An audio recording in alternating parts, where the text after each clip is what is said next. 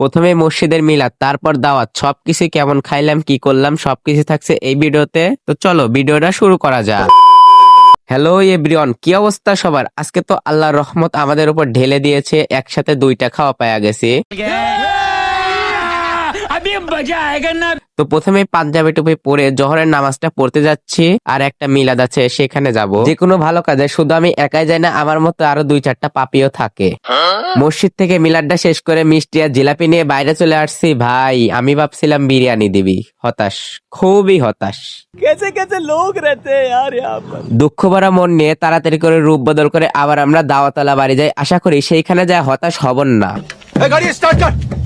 এইখানে এসে দেখি সবাই বসে পড়েছে, আমরাও আর দেরি না করে তাড়াতাড়ি করে প্লেট বাটি নিয়ে বসে পড়ছি। যে কোনো দাওয়াতলা বাড়ি গেলে আমার আর কাগজের একটা কারেকশন লেগে যায়, আর এরকম করে ফুটা না করলে আমার ভালোই লাগে না।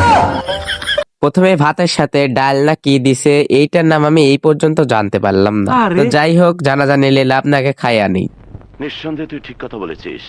তার একটু পরে দেখি গরুর মাংস আনছে। আমি গরুর মাংস তেমন একটা খাইতে পারি না, আমি খাইতে পারি আর না পারি, আমাদের মধ্যে একটা গরু লাভারও আসছে, যে নিজেও গরু খায়ও গরু, উড়া ধুরা বসাইছে।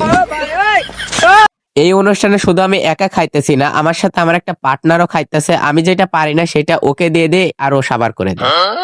ওই কোনা মাফিজুলকে জিগাইলাম খাবার কেমন হইছে।